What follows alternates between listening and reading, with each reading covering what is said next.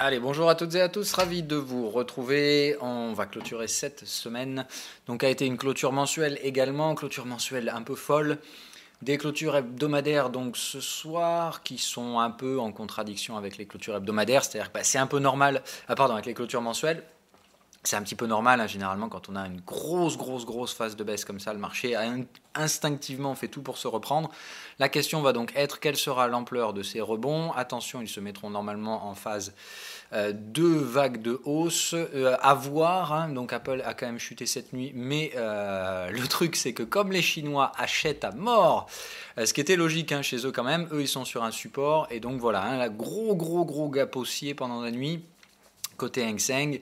4% de hausse, plus de 4% de hausse avec un gap d'1,5, enfin c'est très fort, c'est très gros. Donc là on a bien matérialisé le support, structure exit, il y a tout ce qu'il faut.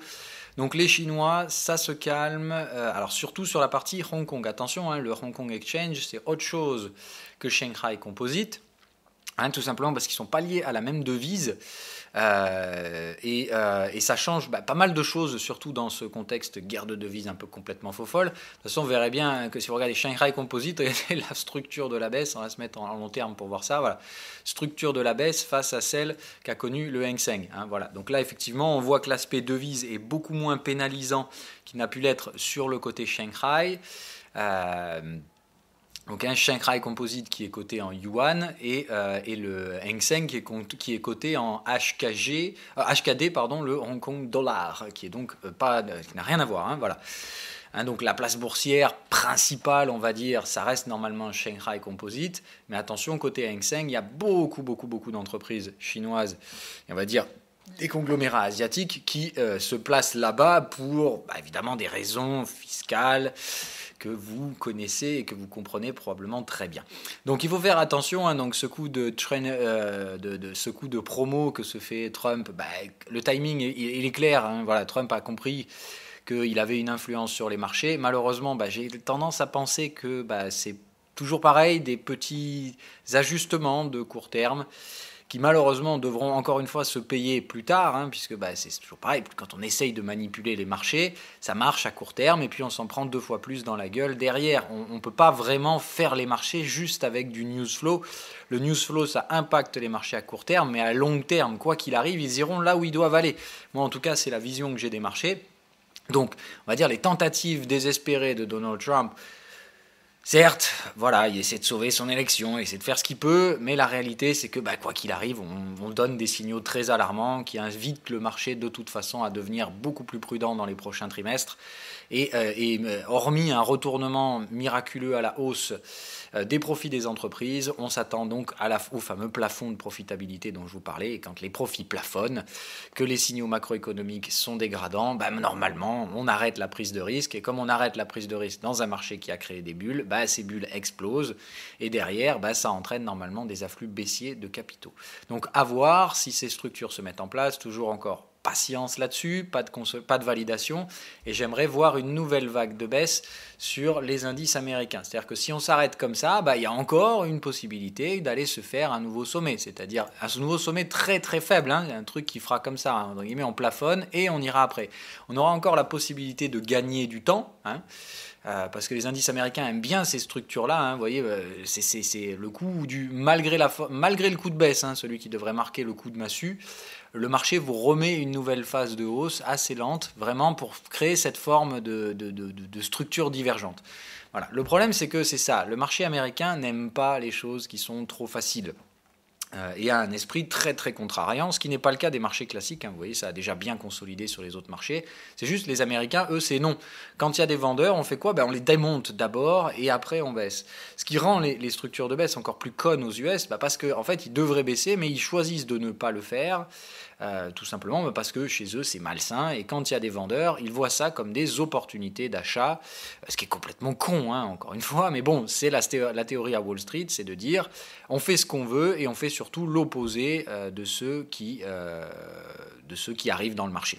Donc comme il y a beaucoup de vendeurs qui arrivent, les spéculateurs de court terme les market makers font l'opposé, ils essaient d'acheter le marché autant que faire se peut, jusqu'au jour où évidemment les algos décident que c'est trop risqué d'acheter, plus personne n'achète, évidemment là le marché s'écroule. Donc on va voir ce truc là. Est-ce que c'est ça la structure Nasdaq ? Est-ce qu'on continue d'effondrer les capis? Donc moi je pense qu'il y a un rebond. La question c'est de savoir si ce rebond va permettre d'aller chercher le sommet historique. C'est possible, puisqu'on voit quand même beaucoup de grosses techs ont déjà bien corrigé, et je pense qu'à ce stade-là, elles arrivent sur des niveaux où la baisse va au moins se calmer, voire créer des rebonds techniques. Donc qui dit rebond technique dit que normalement notre pote Nasdaq devrait remonter. Donc d'un point de vue mensuel, on est bien d'accord. Alors on regarde le cash encore, il ne faut pas se laisser enfumer par les futurs. Voilà, d'un point de vue cash, la clôture, elle est moche. On vient d'effacer 3 mois d'un coup, et j'ai même envie de dire 5-6 mois avec la mèche. C'est bien, voilà, un marché qui était suracheté, qui se fait dézinguer. On est bien sur des patterns vendeuses. Maintenant, attention, qu'est-ce qui va se passer le mois prochain? Normalement, on remonte quand même un petit peu, chercher des résistances. Donc, il faut s'attendre quand même à ce qu'il y ait une consolidation qui se mette en place au courant du mois qui va suivre. Et normalement, en plus, le mois de décembre, pour moi, plutôt haussier, mais je pense qu'on va avoir un mois normalement de novembre, à la fois haussier, à la fois baissier. C'est-à-dire, je pense qu'on peut revenir chercher ces zones de prix, mais guère plus que ça. Cette résistance-là, à mon avis, jouera son rôle, c'est-à-dire que je vois difficilement le Nasdaq déborder ça. Donc je pense que pour les vendeurs, on peut gérer le risque avec des stops au-dessus de ces zones-là et essayer de jouer donc des poursuites baissières. Ça laisse plusieurs options, parce que la clôture hebdomadaire en l'état, là, alors on a coté ce matin au plus haut 7137, c'est-à-dire exactement ça, là, les 76% de retracement FIBO. Ça a été coté par le futur ce matin, donc on va voir. Est-ce que cet après-midi le cash rejette ce prix immédiatement, c'est-à-dire une fois testé ça passe pas, et là le risque malheureusement c'est que la semaine prochaine on recolle une nouvelle semaine de baisse. Maintenant pour moi l'objectif était clair, j'avais dit je veux voir Wall Street céder sur la partie cash et créer une mèche basse. Objectivement parlant, on l'a en hebdomadaire sur des zones support. J'aurais aimé qu'on aille chasser en dessous de ça. Le marché n'a pas l'air super chaud. On est déjà bien survendu. Je pense qu'à ce stade-là, jouer des ventes, ça doit se faire avec des leviers très faibles. Et surtout, pas être surpris si jamais ça essaye de chasser un peu plus haut. Évidemment, l'instinct de Wall Street va être de dire, maintenant qu'on a peut-être matérialisé un bottom, dès que des vendeurs arrivent, on va essayer de les démonter. Donc moi, le premier truc que je me dis, c'est là, fin de semaine, je vais peut-être pas trop m'amuser à m'exposer à la vente. Je vais laisser faire ce marché, essayer de le voir consolider. D'un point de vue technique, c'est-à-dire je regarde purement technique, pas d'appréciation personnelle ici. Momentum est à la neutralité dans une belle phase de baisse. Normalement, un truc comme ça revend, ça sécurise les bénéfices. On ne va pas installer un momentum acheteur là-dessus. Je pense clairement pas que cette divergence elle a un quelconque potentiel haussier. Par contre, qu'ici on échoue et qu'on commence à consolider dans cette zone et après on décide si on rattaque la semaine prochaine pour aller encore plus bas et installer 5 phases de baisse, là ça me plairait beaucoup. D'un point de vue extension, on a donc dit on a une vague 3 qui est inférieure à la vague 1 qui s'est arrêtée à 88,6. Donc théoriquement on doit s'attendre à ce que si vague 5 il y a, elle soit également plus courte que la vague 3, c'est-à-dire que si on s'arrête à peu près par là, on verra, on va probablement faire un sommet un peu plus haut, il faudra s'attendre à normalement un petit creux un peu plus bas, et moi j'aimerais bien qu'on s'arrête pas trop loin de ce truc-là, pour pouvoir espérer pouvoir chasser un petit peu là-dessous, mais normalement on sera limité assez rapidement par ces marchés. Donc voilà, à voir, mais j'aimerais bien pouvoir installer une 5e phase de baisse, ça me permettrait de conforter mon idée d'une vague 1, puisque normalement une vague 1 réussit sans grande peine normalement à installer 3 vagues de baisse, et c'est ce que j'aimerais donc voir dans ce marché. Donc une nouvelle rechute et si possible un nouveau point bas. Le prochain point bas par contre je serai prêt éventuellement à jouer des rebonds techniques, c'est-à-dire à éventuellement acheter le marché. Maintenant pour l'instant tout est fait pour que ça se stabilise. Comme la Chine évidemment prend le bon côté du sommet, enfin du sommet c'est même pas un sommet, c'est un coup de fil que les deux dirigeants se sont passés, espérant, comme d'habitude, je vais dire, le marché n'anticipe jamais ce qui est mauvais, par contre il anticipe toujours ce qui pourrait être bon. Donc comme on imagine maintenant que du coup la guerre commerciale ne va plus s'intensifier, mais se détendre, et bien forcément ça fait du bien dans un marché très tendu, et on va voir. Attention, il en reste beaucoup des choses négatives. Première des choses, dans un marché haussier, on ne voit pas souvent ce genre de pullback. Et deuxièmement, c'est un mois boursier clôturé qui est absolument affreux. Le marché va probablement essayer de s'en remettre. La question, c'est ce qui va y arriver. Et moi, je pense que on va voir ça. Voilà, ça dépendra de la force acheteuse. Est-ce qu'on va réussir à nous faire un nouveau buy the dip, un nouvel achat, ou tout simplement, je pense que ce petit gap-là, c'est un peu d'euphorie de court terme et qu'on va revenir fermer ça très rapidement la semaine prochaine. La question sera donc de savoir est-ce qu'ici, on a constitué un support et on validera cette zone-là comme une zone d'achat, ou bien tout simplement, c'est un faux rebond à la con et on va faire un nouveau plus bas dès la semaine prochaine. Aujourd'hui, le NFP, donc on va voir, le marché s'attend probablement à un bon chiffre, mais le quid, c'est Apple. Voilà. Donc, est-ce que Apple, à l'ouverture aujourd'hui, va être acheté pour catalyser une séance haussière ou problème? Est-ce qu'Apple, en gapant à la baisse sous les supports, va se faire massivement démonter aujourd'hui pour finir à moins 10? Et si c'est le cas, normalement, je vois difficilement comment le marché américain pourrait tenir des clôtures haussières. Donc à surveiller aujourd'hui, donc tout tourne autour de la séance que fera Apple et donc de voir comment le marché va percevoir tout ça. D'un point de vue Bitcoin, toujours pas de nouveauté, je suis désolé, je l'ai passé directement, mais bon, on attend tout simplement que ce marché se décide. C'est vrai que j'aurais pu commencer par ça, mais bon voilà, pas de nouveauté. Moi, tant qu'on ne franchit pas de résistance, je ne peux pas valider la constitution de ce support à 6003. Donc pour l'instant, j'attends patiemment que des nouvelles informations arrivent. D'un point de vue gold, la grande question va être donc de savoir si le signal de réactivation hier, et pour moi il a toutes les raisons de l'être, catalyse et poursuivra le maintien donc des cycles haussiers. On est venu chercher la trail line de support, ce qui fait qu'on continue d'installer un sentiment de tendance haussière. On voit l'accélération qui pourrait se mettre en place. Donc là, je dirais, on va essayer de voir si on peut franchir cette résistance. Si tel est le cas, viser toujours les niveaux de retracement un petit peu supérieurs, c'est-à-dire pour l'instant toujours, Wall Street refuse de s'imaginer un gold haussier. Donc pour l'instant, c'est du retracement qui est visé. Donc 50, 61, en sachant que normalement, pour moi, la zone 50 est la zone à breaker. C'est-à-dire que quand on vient là, on est dans la zone neuneu et ici, boum, on traverse en ligne droite. Donc je pense que l'objectif est de revenir chercher donc le canal mensuel baissier. Maintenant, il ne faut pas nécessairement s'attendre à être là demain. Voilà, mais je pense que cette zone-là, cette partie-là va être cotée assez rapidement. Donc on peut très bien accepter la formation d'un range ici pendant quelques semaines. Soyez pas surpris si dans 2 semaines, on se retrouve à nouveau sur les supports, sur le gold. Moi, ça ne me choquera pas plus que ça. Par contre, il est clair et net que je reste avec un biais acheteur tant qu'on n'a pas visité ce canal. Et je pense qu'on le débordera sans trop de problèmes. Puisque vous voyez ce qu'on a fait sur la partie basse du canal. Ça traduit des ranges, en fait, en général, quand on fait ça. Vous voyez, là, le canal baisse, on le démonte à la hausse. Le canal monte, on le démonte à la baisse. Ici, je m'attends sans problème à ce qu'on le démonte à la hausse également. Voilà. Donc l'installation d'un range, et comme les creux sont ascendants, je pense qu'on franchira la résistance des 1400 $ sans trop de peine cette fois.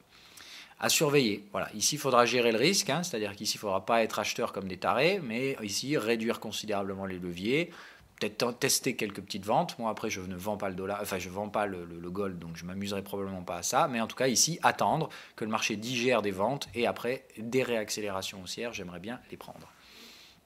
Le silver hier à 3 et quelques %, lui direct sous les résistances, qui n'avait pas encore franchi ces dernières. Je pense que c'est ce qui ne va pas tarder à lui arriver pour revenir s'installer vers cette zone-là du mois de juillet-août.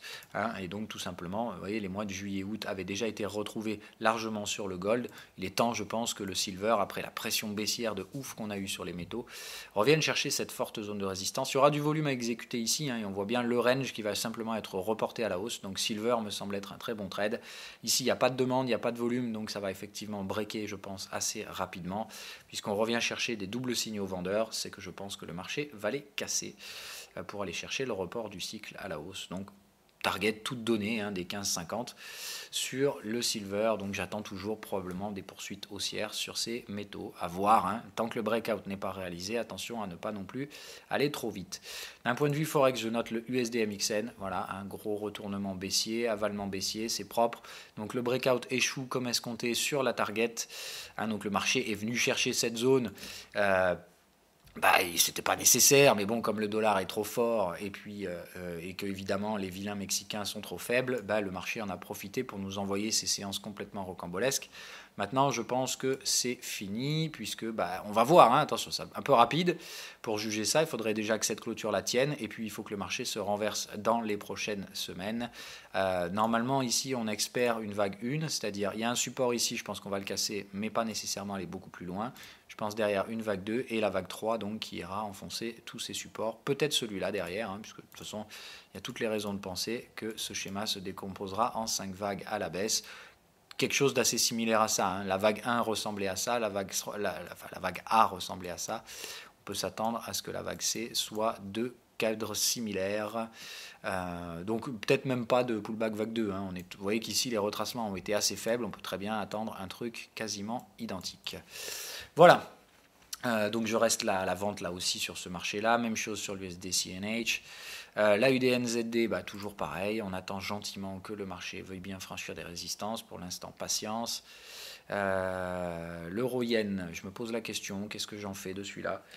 Il me fatigue ce marché, il est insupportable. Il veut rien faire, hein, mais je pense qu'on va gérer ces breakouts. Hein, c'est-à-dire, pour moi, cette zone-là, c'était une consolidation. Hein, donc A, B, C, et là, je pense pas qu'on ait fini la vague A. Hein, je pense qu'on est simplement en train d'essayer de jouer des pullbacks. Je pense que le yen va se renforcer assez vite.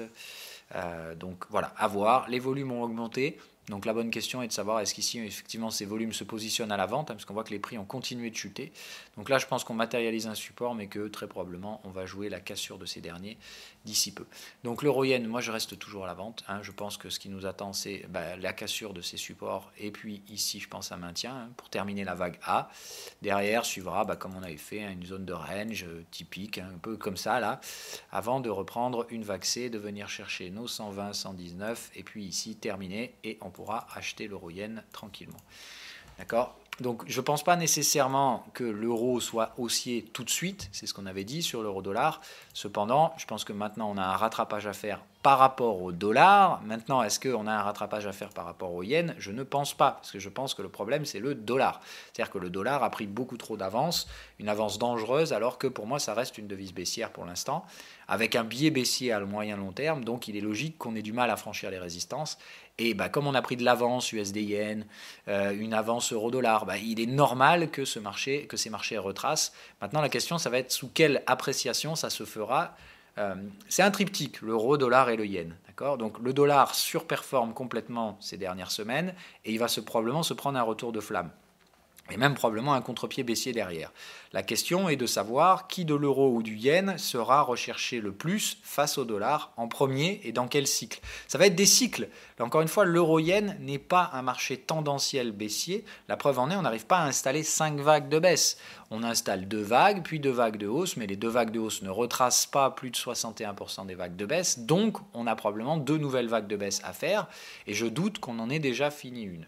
Je doute clairement ça, parce que normalement, dans le schéma WXY, le point Y va sous le point X, va sous le point W. Donc normalement, on va casser ça. La question, c'est juste, est-ce qu'on y va déjà avec le point A, ou est-ce qu'on n'y va pas hein? C'est tout à fait possible qu'on la fasse comme ça, A, B, et une grande vague C dans ce cas-là.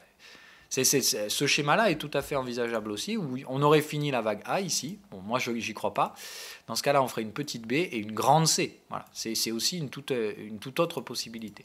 Moi, dans tous les cas, euro-yen, j'ai des prix qui ne sont pas nécessairement inconfortables pour l'instant, donc je préfère rester vendeur là-dedans, même si je dois subir un mois ou deux là, de consolidation avant de reprendre. Moi, ce qui m'intéresse, c'est la phase baissière. Hein, voilà. Et quand on arrivera sur les targets, sous cette zone-là, donc sous les 122, sous la zone de volume, c'est ici que je commencerai à réduire mon exposition, avec donc une faveur pour ces zones à breaker, là, les 120, où je pense qu'ici, on peut venir chercher, moi je dis du 119, en tout cas sous les 120, c'est la zone que je recherchais. On verra évidemment en fonction de la durée et de la profondeur de la vague B, en sachant que pour l'instant, je ne suis même pas certain qu'on ait fini ces premières phases-là. Moi je pense que là au mieux on en est à ce stade-là, c'est-à-dire qu'il nous reste quand même une vague de baisse pour aller plus bas et j'aimerais bien que celle-là arrive à casser un support. Vous voyez, comme ici à l'époque on avait testé le support puis on était juste venu le démonter. Pour moi je pense que le support à venir casser il est là, donc théoriquement je me dis il nous reste ça et ici on s'arrête. Voilà, ici on vient chercher les canaux baissiers, mais il me semble qu'on doit au moins casser celui-là, c'est-à-dire je vois difficilement un rebond se mettre en place là. Vous voyez, dans un range c'est toujours pareil, on vient chercher la borne, on la casse, on renverse le canal, et puis derrière, on vise l'autre borne, et on la casse également, et puis on revise celle-là. Donc toutes les raisons m'invitent à penser que normalement, le yen devrait être quand même plus fort que l'euro dans les prochains jours. Donc pour moi, je reste toujours euro-yen baissier. Mais c'est surtout qu'entre euro-dollar et USD-yen, je pense que tout simplement, l'USD-yen va se prendre une belle cartouchasse baissière. Mais bon, pour l'instant, il faut le laisser tergiverser, celui-là. Il nous emmerde, il fait son boulot, mais c'est normal, hein, c'est comme ça. Donc il essaie de se ressaisir, mais lui, je le vois bien se prendre à une grosse tartasse. Et il faut bien être conscient que sous ce niveau-là, les zones de breakout, elles sont immédiatement là. Donc ça reste quand même, je pense, des marchés qui peuvent céder assez vite. C'est-à-dire que là, on a bien le dernier soutien acheteur. Je pense qu'une fois cassé, c'est un report, hein, tout simplement, des ranges qui vont se mettre en place à la baisse, c'est-à-dire que vous prenez ça et vous dites, bam, on double à la baisse, ça nous amène sous les supports. C'est par là, je pense qu'il faut commencer à réduire un petit peu les expositions yen, commencer à encaisser des gains, à l'USD yen, hein, voilà. Commencer à encaisser un peu des gains, mais je pense que l'USD yen ira plus bas derrière, hein, voilà. Pour moi, ces zones-là, c'est juste A, B, C, où on tergiverse un peu par là. Le canal de baissier, là, reprend ses droits, et derrière, on se dirige vers un nouveau plus bas, et après, on se calme. Mais pour moi, là c'est direction le bas de canal, et ici, vers des breakouts baissiers. Voilà, j'attends bien des breaks, comme on avait ici à l'époque, et installation de phase tendancielle. Pour le Forex, c'est bon, on a fait le tour. Je vais regarder d'un point de vue Yen Index. Est-ce qu'on commence à retrouver un peu de force? Ouais, c'est pas mal.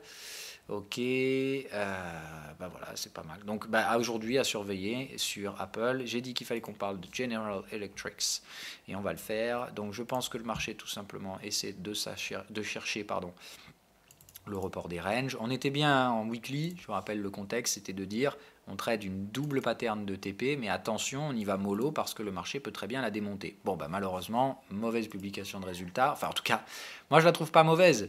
Je la trouve mauvaise à court terme, c'est-à-dire que les investisseurs, comme aujourd'hui, ils ont des visions très court-termistes, ils se disent réduction du dividende, c'est que c'est pas bon à court terme. Hein, mais moi, je trouve ça très bon signe, au contraire. Ça veut dire que le nouveau PDG, il vient et qu'il a une vision long terme, c'est-à-dire qu'il veut réassainir l'entreprise et la remettre sur de bons rails, pas juste venir à court terme et distribuer du pognon aux investisseurs pour les ravir à court terme.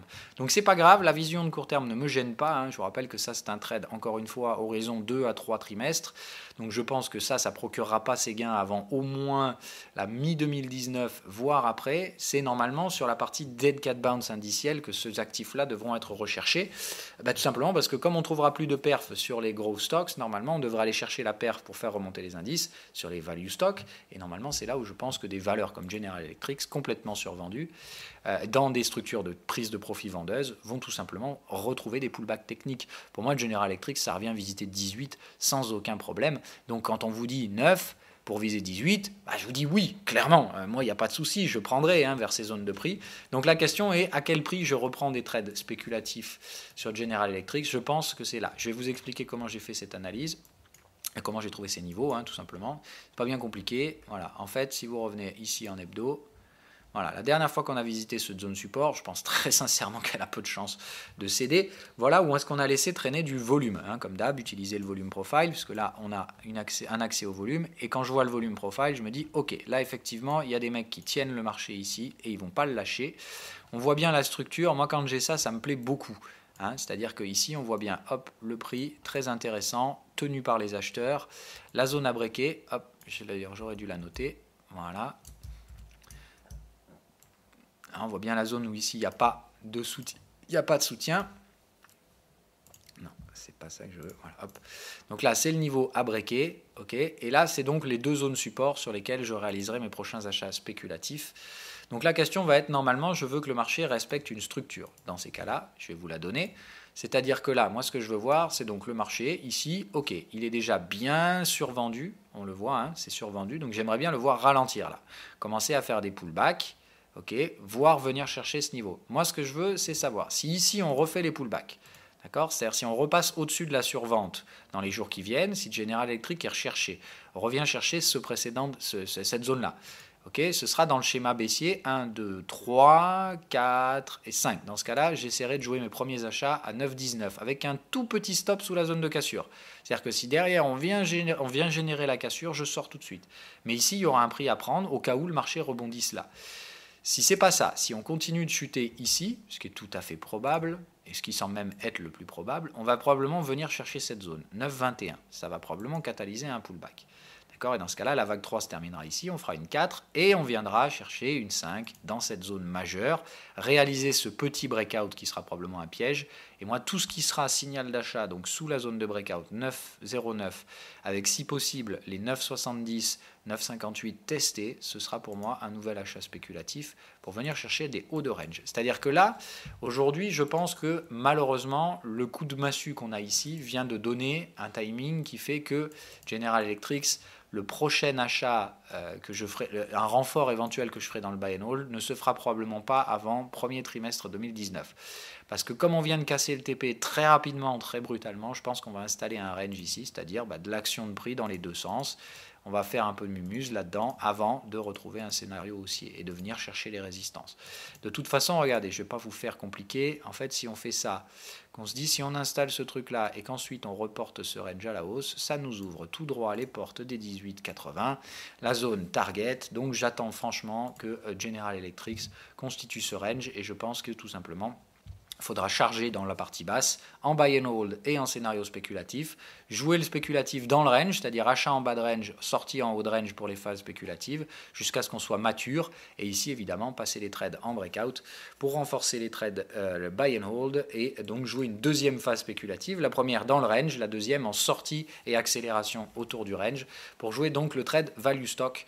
Mais je pense que très clairement, normalement, le premier bottom qu'on va faire ici sera le bon, c'est-à-dire que je pense que derrière on n'ira pas plus bas. Et que même si on fait mumuse dans le range, pour moi la structure fait que normalement on ne reviendra jamais chercher les 9,76, donc vers cette zone-là. J'attends, mais je ne la veux pas en premier contact. C'est-à-dire que si là on continue de chuter et qu'on va directement chercher ce prix, ça ne m'intéresse pas. D'accord ? Je veux d'abord qu'on teste le premier support ici, qui repousse un peu les prix à court terme, et qu'ensuite on réattaque pour reprendre des trades spéculatifs sur General Electric. Une autre valeur dont on doit parler, c'est donc Xiaomi, qui malheureusement n'était pas entré en portefeuille. Je la trouvais encore un petit peu... J'attendais un signal... J'attendais un pullback en fait. On en a parlé l'autre jour, qu'il y avait un double signal acheteur ici, mais c'est un achat faible, c'est-à-dire un cycle vendeur faible. Mais le problème c'est que comme il n'y a pas d'historique, c'est très emmerdant parce qu'il n'y a pas assez pour que Sine Wave se synchronise. Mais on est bien ici, on avait donc constaté que le marché, après la survente, s'était repris très rapidement. Et que là, voilà, hier, c'est plus 10% sur Xiaomi, probablement parce que comme Apple perd des parts de marché, on sait très bien qu'il les récupère, il n'y a pas de secret. Et que je pense que cette mécanique n'est pas du tout vouée à s'inverser, mais bien au contraire à continuer. Donc j'ai toutes les raisons de penser qu'évidemment, ça c'est le fameux signal d'achat que je voulais. Donc à ce stade-là, moi je ne prends plus, c'est-à-dire que si on est dans un schéma de range ici, on est déjà très complexe, c'est-à-dire que c'est limite, si là c'est les derniers moments où on peut acheter, mais dans ce cas-là, il faut acheter avec un objectif là-haut. Voilà, moi je trouve que ça manque un peu d'historique pour jouer ce scénario-là, parce que dans ce cas-là, il faut faire stop ici, c'est quand même serré, je trouve, de jouer le stop là. Ça se défend, ça se défend sans problème. C'est pour ça que je dis, ceux qui ont joué les achats ici, franchement, bravo. Fallait les couilles pour le faire. Là, on arrive sur les premières targets, sécurisez, prenez 25% de la position, payez le stop, et vous laissez le reste filer jusqu'en haut, puisque là, l'objectif, c'est donc normalement de jouer une traversée haussière. Moi, je vais jouer différemment, c'est-à-dire je vais jouer la stratégie de range, qui serait ça. C'est-à-dire, moi, je vais espérer que le marché arrive à remonter jusque-là. Si le marché arrive à remonter jusque-là, donc revenir chercher ce canal, je pense qu'il va essayer de le briser, donc on va s'installer au-dessus, mais hop, pack. Et normalement, ce qu'on devrait avoir derrière, c'est donc un marché ici, avec un canal, là voilà ce canal baissier, qui devrait remonter comme ça. Ce que je vais jouer, c'est essayer de jouer l'achat de ce canal dans la zone bleue, et quand j'aurai ça, là ici, je pense, mon prochain timing d'achat sur Xiaomi. Donc là, même chose, d'un point de vue hebdomadaire, je pense que ça va nous prendre début janvier, début 2019, quoi. Voilà. Donc à voir, mais là je pense que Xiaomi, moi je viens de rater mon timing d'achat, donc bravo à ceux qui l'ont pris. N'oubliez pas que il faudra quand même gérer le risque, mais que normalement, si ça c'est bien un bottom, on n'y reviendra pas et vous pouvez tirer éventuellement des profits jusqu'à la zone rouge.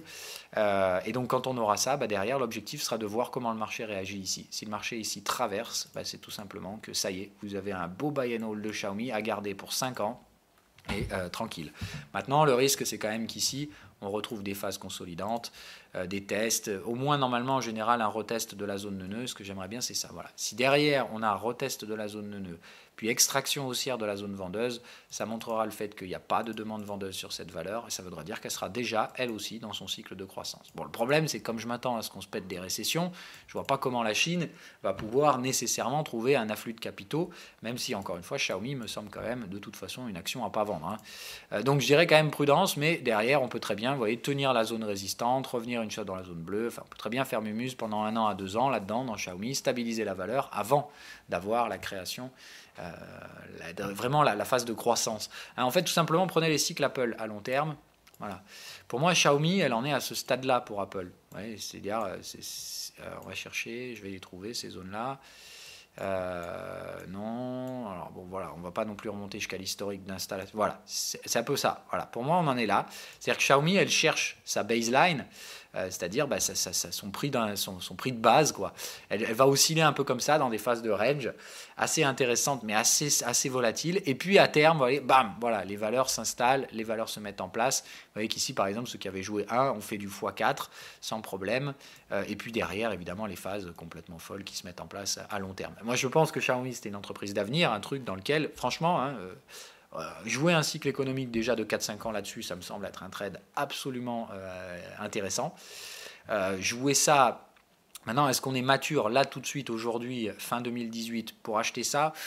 Moi, je dis oui, mais je pense qu'on reviendra chercher ces prix.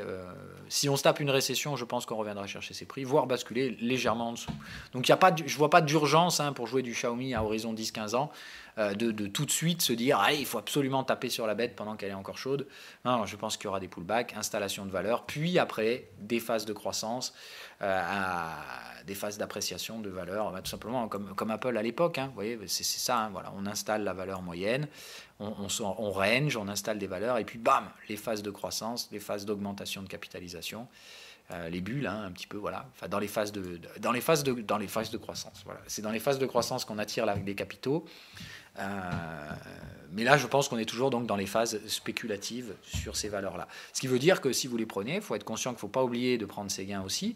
Mais si vous prenez les buy and hold, je pense que c'est viable. Voilà. Pour moi, c'est une valeur qui a un futur, qui a un business plan, et je vois difficilement comment celle-là, on pourra la faire tomber avant plusieurs années, et je la trouve effectivement encore pas très très chère. Mais il faut stabiliser la valeur. Donc ça prendra du temps et probablement quelques années avant que Xiaomi puisse vraiment, faudra probablement attendre un nouveau cycle de croissance en Chine, ce qui probablement n'arrivera pas avant une petite année ou deux si on doit se taper une récession entre deux. Voilà, on a fait le tour, je vous laisse là-dessus. Donc patience sur cette fin de semaine, le marché essaye évidemment de sauver des clôtures hebdomadaires pour contraster un peu avec les clôtures mensuelles pas géniales qu'on vient de se taper hier. Donc un peu de patience, mais donc gold à surveiller dans les prochains jours. Je pense qu'il ne va pas casser sa résistance. Tout comme je ne pense pas nécessairement que l'euro va s'enflammer, voilà. Mais sur la partie euro-dollar quand même, je pense que la semaine prochaine on peut s'attendre sans grande peine à un avalement haussier, c'est-à-dire la semaine prochaine peut-être une petite partie de conso en début de semaine, et puis derrière normalement je pense revenir chercher au moins les médianes de range, voir les zones hautes dans les semaines à venir, donc simplement installer le range comme on avait dit, donc la zone 1,13 qui ne passe pas pour l'instant face à la zone 1,18 qui pour moi ne passera pas non plus, donc je dirais une installation de range là-dedans avant à terme de revenir chercher les 1,22, et puis comme ici à 1,22 on aura un beau breakout à réaliser, oui, quand vous avez ça, je vous rappelle, quand vous avez les deux canaux l'un contre l'autre à la baisse avec la constitution d'un creux supérieur, c'est-à-dire qu'il faut que les prix derrière génèrent ça, tac tac, formation d'un creux, donc je pense que là c'est pas suffisant pour former le creux, donc j'attends vraiment ça, hop. Voilà. Quand on aura ça, je pense qu'il y aura tout ce qu'il faut. Parce que là, on viendra chercher les breakouts ici, et on va travailler un peu la zone, et je pense derrière. Hop. Ok. Donc pour moi, la structure ici, ça se présente vraiment comme ça. Pour l'instant, on installe ces canaux, vous voyez bien la pente, il n'y a pas de raison qu'elle accélère. Donc je m'attends bien à un truc comme ça, on range, on se réactive, on forme bien ce creux de façon propre, c'est-à-dire on vient chercher la résistance, mais on ne vient plus chercher le support et on la franchit. Et à ce stade-là, on aura vraiment un sentiment d'appréciation haussière qui voudra se mettre en place gentiment pour revenir, pour moi, chercher les 1,36, 1,40. Et puis on verra, mais je vois difficilement quand même l'euro aller beaucoup plus haut que ça. On verra, là il faudra vraiment, là on parle Il faudra voir la structure de récession, voir comment réagit l'Europe à ça, parce que si l'Europe se désintègre, voilà, enfin, il n'y a pas de secret. Hein. Il y a une montée de l'extrémisme en Europe. C'est pas très très bon signe. On va dire que si d'un côté politique, on arrive à maintenir une certaine stabilité pendant la phase de crise, je pense que c'est nous qui jouerons probablement les refuges de la crise, c'est-à-dire un euro assez fort, plus fort qu'un dollar, hein, qui se risque de se retrouver en panique complète. C'est simplement, regardez, la zone européenne, certes, on est des mous du gland, hein, il n'y a pas de souci à se dire. Je suis le premier à le dire, hein, l'Europe, c'est mal construit. Mais en attendant, on fait pas de merde. C'est-à-dire que y a tellement de contre-pouvoirs qu'au final, on fait rien, certes, mais des fois, l'immobilisme n'est pas plus mal que la destruction, comme on a par exemple aux États-Unis. Où là, par contre, Donald Trump, il arrive avec ses grands sabots, il tape partout, il essaie de tirer de la croissance un peu partout, mais le problème, c'est qu'il crée des structures qui vont probablement accentuer les phases de baisse derrière. Et le problème, c'est que ça fait que l'économie américaine elle risque de prendre bien cher pendant la récession, et le dollar, je vois difficilement comment il survivra à ça, et je vois encore moins comment il pourra jouer un rôle de valeur refuge. Donc je pense encore une fois que tout ce qui s'est produit les derniers mois, toutes ces tentatives d'installation de tendance sont purement et simplement là pour accentuer ce qui se produira pendant la phase de baisse. Hein, c'est toujours pareil, on lutte. Le marché lutte, donc il fait l'opposé de ce qu'il va probablement devoir subir ensuite. Le dollar, on vous a dit, c'est très fort, c'est pour ça qu'il y a eu des pressions énormément baissières sur le gold et tout ça.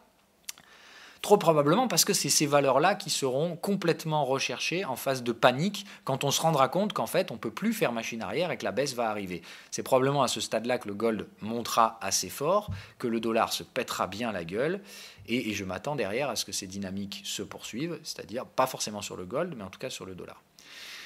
Donc à terme, je reste toujours moi sur ce schéma où pour moi DXY, c'est-à-dire pas nécessairement que face à l'euro, mais majoritairement face à l'euro, se dirige vers un nouveau cycle de baisse, c'est-à-dire un nouveau cycle récessif, tout comme on les a connus à chaque fois. Voilà, la récession de 87, ça se pète la gueule, les récessions bull.com derrière, le dollar se pète la gueule, et je m'attends à ce qu'on se prenne la même. Hein. Je ne vois pas de grande surprise là-dedans. Pour moi, boum, la prochaine récession, on va dire 2019-2021, bam, on se cache la gueule sur le dollar et on fait sauter les talons dollars, et puis derrière on reprend un cycle économique. Regardez, faire baisser le dollar, ça les a pas tués les Américains, hein, ça les a pas empêchés à chaque fois de reprendre des cycles économiques très producteurs de valeur, mais je pense que c'était le dernier cycle économique de l'étalon dollar sur l'or et des trucs comme ça. Voilà, je pense que c'est fini tout ça, on cotera ces commodités dans autre chose que le dollar dans le futur, et forcément ça pénalisera, je pense, le billet vert par rapport à sa valeur intrinsèque, par rapport aux autres devises,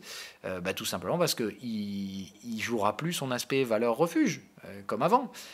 Donc pour l'instant, je pense que pour moi, c'est comme ça que ça se voit. C'est normal qu'il y ait cet attrait dollar avant, mais je pense qu'il annonce surtout un rejet du dollar dans la phase de baisse qui viendra dans les prochaines années. C'est-à-dire, c'est pas pour tout de suite. C'est pas pour tout de suite cette histoire-là. Mais je pense que ça ne tardera pas à arriver. Voilà. Normalement, plus on va se rapprocher de la récession, plus on va commencer à anticiper des baisses sur le dollar. Voilà. Donc, à surveiller pour l'instant, attention, ça suggère aussi qu'on peut aller un petit peu plus haut en mensuel.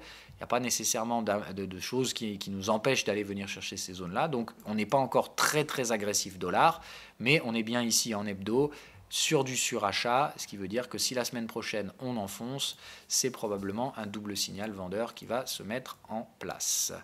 Donc pour l'instant, voilà, patience, mais je pense que la semaine prochaine, à tous les coups, c'est un double signal vendeur qui arrive. Donc normalement, bam, on repartira sur des phases de baisse assez sensibles sur le dollar. Donc c'est-à-dire tous les USD CNH, USD-MXN, tout ça, qui ont bien montré les phases de baisse, enfin les recherches baissières, vont créer des sommets plus bas qu'avant, et vont probablement aller rechasser du support, même chose que l'euro-dollar, GBP-USD, toutes ces valeurs-là qui vont, je pense, complètement reprendre un directionnel, pour moi plus logique, revenir chercher ces canaux-là, et après on verra. Voilà. Est-ce qu'on construit des ranges ici?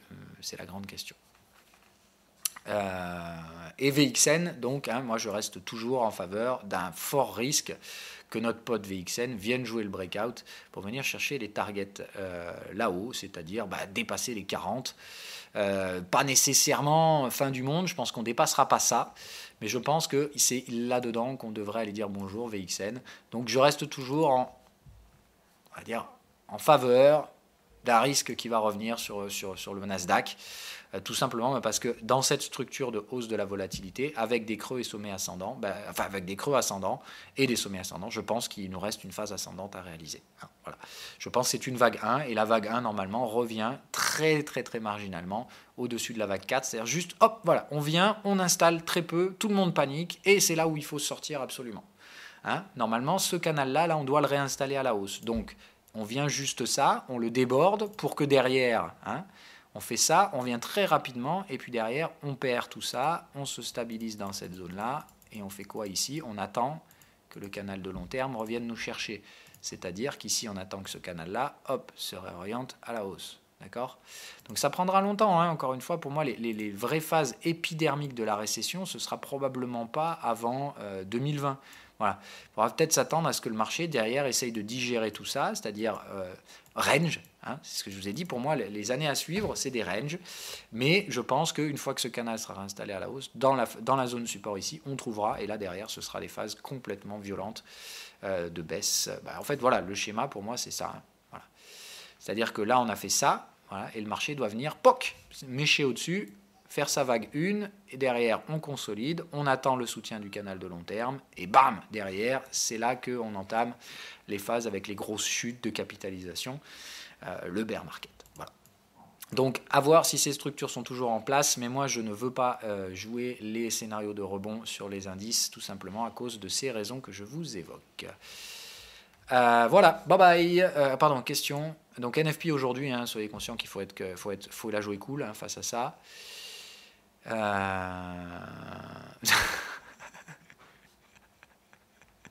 Oui. Alors, je vois que Apple vient de finir en regular flat de la dernière impulsion dans la dernière target city. Alors, oula. Alors, je vois qu'Apple vient de finir en regular. Formant ainsi un nouveau sommet historique qui va probablement se faire en ending. Non. Alors, pour moi, non. Et la publication des résultats baissiers, ça n'annonce rien de bon. C'est ce qu'on pensait, de toute façon. Moi, le marché vend, la structure de marché montre qu'il y a une très très forte probabilité pour que la phase de baisse se poursuive, parce qu'il y a beaucoup de particuliers qui achètent la valeur de cœur, qui pensent que c'est des pullbacks de court terme, que ça va être des opportunités acheteuses. Il y en a probablement ce matin, ils vont arriver, puis ils vont se dire « Oh chouette, moins $10 sur Apple, buy the dip !» Eh ben ouais, mais ça risque d'être au contraire sell the top encore plus fort, et on va voir ça, mais bon voilà. Non, General Electric, on ne renforce surtout pas. Après le breakout, on attend que le marché digère. Je reprendrai des trades, mais uniquement spéculatifs. Pour la partie buy and hold, il est interdit de renforcer avant probablement encore un trimestre. C'est probablement le trimestre prochain qu'il faudra renforcer General Electric, lui laisser le temps de former son bottom, de digérer tout ça, de former son range. Sur la partie buy and hold, ce qui nous intéresse, c'est de jouer l'achat qui nous ramènera vers la zone des $18. Je pensais qu'on pouvait jouer ces achats à partir de la zone 10-12$, enfin de la zone 12-13$, parce que ça nous est $5 de gain par action, et il n'y a pas de souci, je garde ce buy and hold, pour moi, il n'y a aucun problème. Mais malheureusement, le marché veut plus de baisse sur les prix pour avoir des prix encore plus attractifs pour jouer ces rebonds.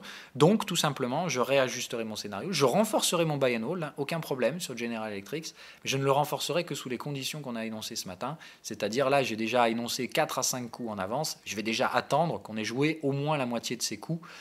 Parce que ça peut très bien se passer différemment. Donc d'ici là, on en reparlera, bien entendu. Mais pour la partie buy and hold General Electric, il faut la mettre de côté pour un instant. C'était un buy and hold, donc il est hors de question de sortir le trade en perte, mais il faut juste le laisser de côté. Voilà. Si la peur, encore une fois, et si la perte vous insupporte, ça faisait partie du jeu. Voilà. Dans ce cas-là, vous voyez, ceux qui le font sur le Bitcoin, c'est bien. Si le Bitcoin réactive à la hausse, vous serez confortable puisqu'il s'agit de faire un buy and hold sur un trade qui est déjà en gain. C'est cool, c'est génial.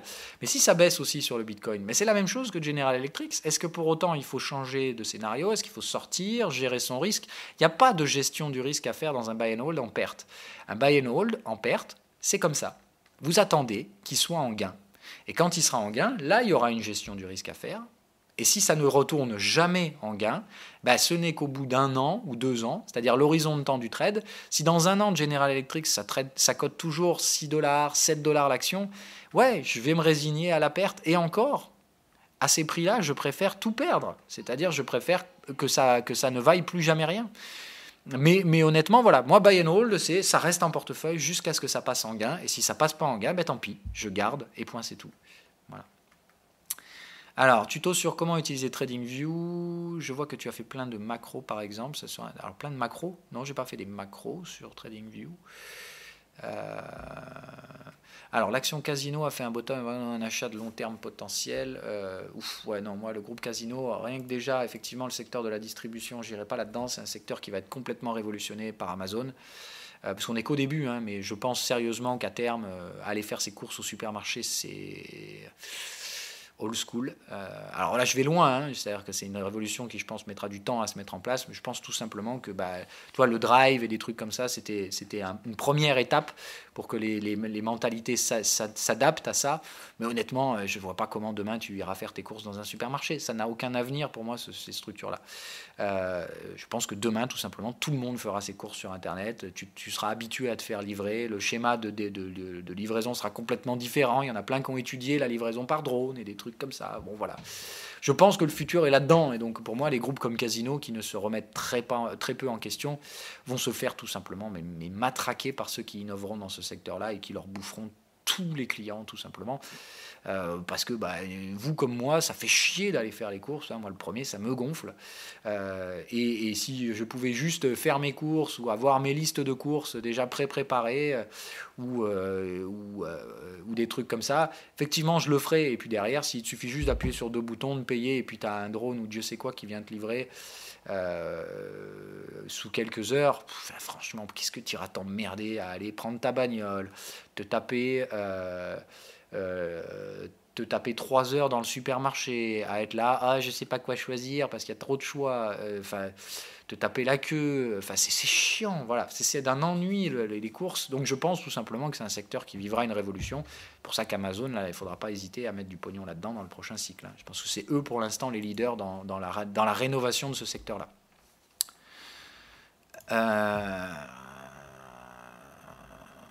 Alors, ça on a fait. Si on veut l'acheter l'action Chami avec IG, sinon avec quel courtier? J'en sais rien. Tu regardes si ton courtier te la propose. Pourrais-tu nous dire pourquoi dans les dernières versions de Sinewave, tu as enlevé des patterns qui existaient dans ProSinewave avant, elles n'étaient pas valides? Si, elles étaient valides. C'est juste que, en fait, dans Sinewave Beta, comme j'ai ajouté des choses, j'ai dû retirer certaines choses, tout simplement, mais parce que TradingView me fout un plafond de verre que je ne peux pas dépasser, qui est que, au bout d'un moment, quand c'est trop complexe le code, ils empêchent la compilation. Donc le problème, c'est que oui, j'ai dû retirer des choses de Sinewave dans Sinewave Beta. Tout comme aujourd'hui, si je veux vous rajouter les canaux dans Sinewave 1.20, dans la bêta 1.20, je suis obligé de retirer des choses de la version 1.19. Donc c'est chiant parce que j'aime pas trop faire ça. Mais en attendant, c'est un mal pour un bien, c'est de l'optimisation. Donc je travaille toujours sur la version 1.20. Je préfère ne pas vous la servir tant qu'elle n'est pas mature. Je préfère ne pas pour l'instant du coup vous proposer les canaux trop vite non plus, mais encore une fois ça vous pouvez le faire avec vos putains de tracés de canaux, c'est un cadre technique, c'est pas un indicateur magique, c'est un truc qui fait ce que vous pouvez faire à la main de façon automatique, mais vous êtes tout aussi capable de le faire à la main, voilà. Oui, short squeeze de l'espace, 3,5% sur un catalyseur. Bon, pourquoi? Parce que l'aéroport était annulé. Bon, faut arrêter, c'est pas... Pour moi, c'était injustifié. Mais bon, on s'en fout. Moi, ce qui m'intéresse, c'est quand le marché va dans mon sens. Quand il va pas dans mon sens, je gère mon risque. Voilà. Savoir si je prends trop de risques ou non. Je ne pense pas avoir pris trop de risques sur l'USD-MXN pour l'instant. On verra si le marché me donne raison à terme. Pour l'instant, il a titillé les stops, comme d'habitude, puisque c'est ce que le marché aime bien faire ces derniers mois. Réponse de mon courtier de 2 € pour Chami. Nous vous informons qu'effectivement vous pouvez investir. Par ailleurs, nous vous informons que DeGiro ne fournit pas de données de marché de la place Hong Kong Stock Exchange, mais il est possible d'investir sur ces produits.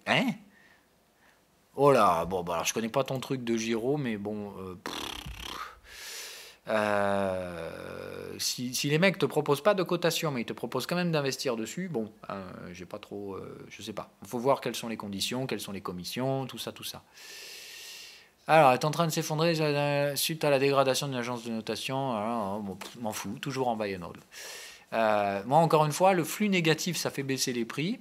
C'est pas grave. C'est-à-dire, voilà, on va revenir sur General Electric. Je sais que ça vous fait parler, mais c'est bien. C'est encore une fois, je trouve ça très intéressant. C'est plus intéressant de voir un trader gérer des trades qui se passent pas bien que de voir tout simplement le trader qui dit allez hop, je rentre là, ça se passe bien, je gère la prise de profit. Bon, c'est bien. Les trades qui se passent bien, moi, m'intéressent pas parce qu'ils ont très peu de valeur pédagogique en fait. C'est pour ça que je parle plus souvent en fait des trades où il y a une gestion du risque à faire. Je pense que c'est là que se trouve la valeur ajoutée. Moi, je vous dis, face à ça, je pense qu'il nous faut maintenant plusieurs trimestres pour digérer tout ça. Mais je pense que quoi qu'il arrive, c'est juste que moi, je pensais qu'on installait ce range. D'accord ? C'est-à-dire, moi, je pensais qu'on faisait ça. Voilà. Et que ça, derrière, on le sortait par le haut. Et que dans ce cas-là, on visait toujours la même zone. C'est-à-dire, là, je pensais qu'au lieu de déborder qu'on pourrait déborder les 1,18 et venir chercher cette zone-là, d'accord ? C'était un premier range escompté. Je pense qu'on va juste en construire un deuxième. Un peu plus bas, un peu plus large, et tout simplement, il nous amènera au même endroit. Est-ce que je change le scénario ? Que chi ! Je reste toujours dans la recherche de cette zone de prix parce que je pense qu'on va la chercher, et je pense toujours qu'on breakera les 1,19 pour venir chercher les 1,1950, et ici, effectivement, il faudra s'arrêter.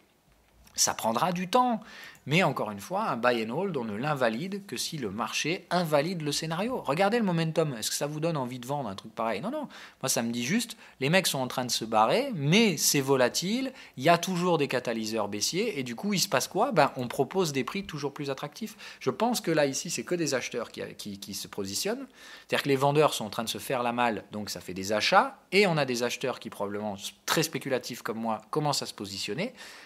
Mais on se positionne dans un cadre spécifique. Quand on se positionne dans un marché baissier et qu'on joue une opportunité de pullback, ça ne peut se faire qu'en buy and hold. Et ça ne peut se faire que sur des zones où le buy and hold est rationnel, c'est-à-dire des supports de long terme et où on arrive sur des valeurs qui sont de toute façon proches de la valeur structurelle de l'actif. Donc je ne pense pas que ça puisse baisser ad vitam aeternam, General Electric.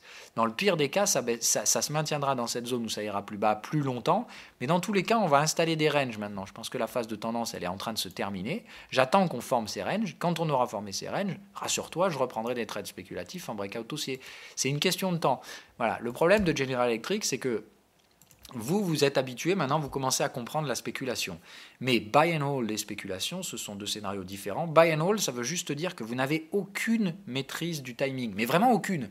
En spéculation, il y a quand même un timing à prendre en compte. Buy and hold, c'est tout simplement qu'il y a impossibilité complète de gérer ça, mais par contre, c'est compensé par une très forte probabilité de maintenir la valeur structurelle de l'actif, ce qui fait que normalement, la phase de baisse elle-même va se tarir.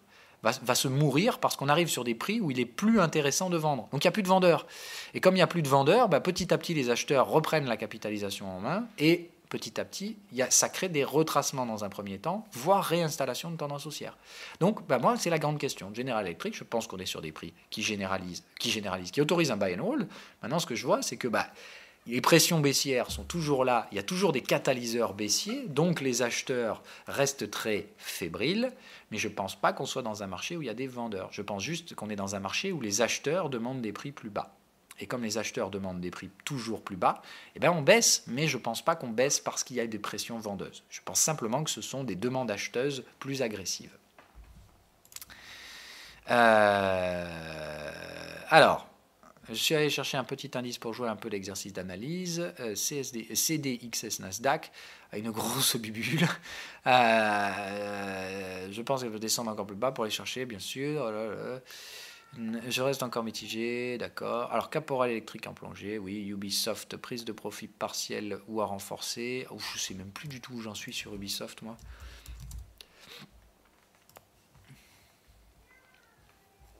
Alors, Ubisoft, non, ça me donne pas envie d'acheter pour l'instant, pas de signaux d'achat, quels qu'ils soient. Alors par contre, il y a eu les 3 phases de baisse, à voir, ça fait 1, 2, 3, peut-être quand même. Alors moi je dis à baisser les stops sur Ubisoft, donc moi je suis rentré sur les zones de break, je vais mettre à break-even, si on revient chercher ces zones, tant pis, je perds mon gain, mais je pense qu'on peut aller un peu plus bas que ça. Au moins revenir, voilà, on va voir, mais je pense qu'une nouvelle phase de baisse est totalement probable sur l'ensemble des marchés actions. Résultat Apple, toujours très bon, donc si l'action baisse quand même, est-ce que ce sera lorsqu'ils le seront moins ? Non, Apple, ce que je veux voir, c'est une structure d'effondrement de la capitalisation, c'est-à-dire des baisses, même si les catalyseurs sont haussiers. À l'époque, sur le Bitcoin, il n'y avait rien qui justifiait la baisse. Hein, qu'on soit bien d'accord, quand ça a chuté en ligne droite de 40%, tout le monde était là à se demander pourquoi. Eh bien, c'est parce que la structure de liquidité est complètement baisée depuis des mois et que tout simplement, on la restaure. C'est-à-dire qu'aujourd'hui, probablement, si ça baisse, c'est que des spéculateurs comme moi vendent Apple face à des petits volumes acheteurs. Et tout simplement, c'est les spéculateurs qui font le marché. Et quand les spéculateurs font le marché, dans une bulle, eh ben, on l'éclate, la bulle. Donc je pense que Apple, c'est une bulle qui est en risque d'éclatement.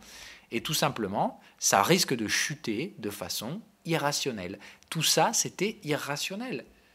On priçait des hausses de profit qui ne vont probablement pas arriver. On commence à voir aujourd'hui que les chiffres des iPhones baissent. Certes, ça arrive quand même à générer des profits sur d'autres secteurs, mais c'est un putain de marché bouché. Apple n'est bon qu'à vendre des téléphones et des tablettes. Ils essaieront probablement de se renouveler à vendre des Apple Watch, des autres trucs. On va essayer, voilà, par exemple, Headphone Jack, c'est pour son dernier truc. Voilà, ils vont essayer de se renouveler, mais ils ont perdu leur marché cœur et c'est probablement à terme des profits qui vont se tasser. Donc pour moi, ça veut pas faire. C'est juste que là aujourd'hui, les spéculateurs pensent que la valeur va baisser et il n'y a plus assez d'acheteurs en face. C'est des acheteurs particuliers avec des faibles volumes face à des spéculateurs qui ont des gros volumes et qui ont décidé que ça allait baisser, je pense. Et ça va tout simplement baisser parce que c'est un rapport de force et je pense que les spéculateurs ont le dessus aujourd'hui. On va voir. En tout cas, moi, c'est le timing que je recherchais. Tout m'invite à penser que c'est parti pour. Maintenant, il va falloir que ça valide. Voilà. Il y aura des supports potentiels ici, à 191. Je serais curieux de voir comment les prix vont réagir ici. Moi, je vais gérer mon risque là. Hein. Je vais gérer mon risque ici. Mais je vais garder du volume vendeur parce que je pense que derrière, on peut continuer d'enfoncer de manière totalement irrationnelle. C'est-à-dire que vous aurez toujours un news flow positif sur Apple et pourtant, la valeur continuera de se faire dézinguer. Voilà. Allez, sur ce, je vous laisse. Je vous souhaite une agréable journée. Soyez sages par rapport au NFP. Hein, donc ça arrive cet après-midi. Moi, la seule chose qui m'intéresse côté américain, c'est ça, c'est le salaire horaire moyen. Alors, regardez ce que le marché attend. Hein, 3,1%, c'est-à-dire la hausse de salaire. Comment se fait-il, encore une fois, qu'on ne les voit pas sur l'inflation, hein? C'est toujours la bonne question. C'est-à-dire qu'on mesure très mal l'inflation, mais ça nous convient bien parce que dans ce cas-là, c'est comme ça. Hein, on préfère que le marché soit pas trop inflationniste, sinon ça justifie encore plus de hausse de taux. Donc on va voir. Le marché attend un taux de chômage toujours stable. Évidemment, on aura, je pense, le taux de participation va probablement encore diminuer, hein, pour toujours creuser la différence, mais je m'attends à voir donc effectivement le salaire horaire moyen monter, et si par contre c'est encore pire que 3,1, là pour le coup ça va poser un problème, parce que c'est probablement ça en fait, c'est-à-dire que là il n'y a que 2 têtes de boule là pour 3, mais je pense que ce qui importe vraiment là aujourd'hui, c'est pas nécessairement le chiffre du NFP, mais plutôt donc les salaires horaires moyens. Tout simplement parce que voilà, on voit la pente, et là la pente commence à s'accélérer, ce qui veut dire que au bout d'un moment, avec 3 et quelques % de hausse des salaires, même si c'est surtout les hauts salaires qui augmentent et pas nécessairement les salaires en bas, on devrait quand même voir une inflation se pointer, et si l'inflation se pointe d'un coup, là c'est bien, la Fed elle a rehaussé ses taux, mais normalement les taux sont à hauteur de l'inflation dans ce stade-là, c'est-à-dire que si on se retrouve avec une inflation à 3%, ça veut dire que la Fed elle est toujours pas à la bourre, mais que la Fed elle va continuer son rythme, et vous avez bien compris que ça ne plaisait pas au marché. Hein. Parce que le marché a bien compris que les taux se resserrent et que ça va être de plus en plus difficile de trouver du financement dans un marché qui est toujours plus cher. C'est tout simplement un facteur qui amène des baisses de valorisation. Et ça ne plaît pas du tout à Wall Street, c'est clair. Ça ne plaît pas à Wall Street. Il l'a bien fait comprendre, mais en attendant, la Fed, elle fait ce qu'elle a à faire, c'est-à-dire qu'elle fait son boulot. Au lieu de faire du soutien à court terme des marchés stupides comme fait Donald Trump, la Fed, elle fait ce qu'il faut. Elle prévoit le prochain mouvement qui est un mouvement baissier. Et je pense qu'elle, justement, elle fait tout pour stabiliser la valeur du dollar. Mais évidemment, vous avez l'autre imbécile de Trump qui fait toutes ces conneries de court terme, qui vont faire monter le dollar et qui vont le faire chuter en ligne droite derrière, probablement assez stupidement. Donc voilà, il y a toujours cette guéguerre, hein, Trump versus la Fed. Moi, je trouve le boulot de la Fed remarquable, tout simplement parce que elle fait ce qu'elle a à faire. C'est-à-dire que pour la stabilité financière, elle préfère tenir tête au marché. Et c'est son rôle, tout simplement, de le faire. Que ça plaise ou non au marché, on s'en fout. Le rôle de la Fed, il n'est pas à court terme, il n'est pas de stabilité. déstabiliser, il n'est pas de faire en sorte que les capitalisations restent chères. C'est pas son rôle à la Fed. Le rôle de la Fed, c'est d'éviter qu'il y ait une crise qui fasse tout exploser. Et je pense qu'elle fait très bien, elle joue très bien ce rôle. Là où la BCE, encore une fois, fait n'importe quoi. Hein. Mario Draghi nous fait un carnage ambulant parce que nous, on a 2 ans de retard sur les hausses de taux et ça craint. Parce que nous, quand l'inflation, elle va se pointer à 3% d'un coup et qu'on aura des taux à 0,5, il va falloir monter de 250 points de base en quelques trimestres et ça va faire craquer pas mal de slibards sur le marché. Voilà. Allez, bye bye.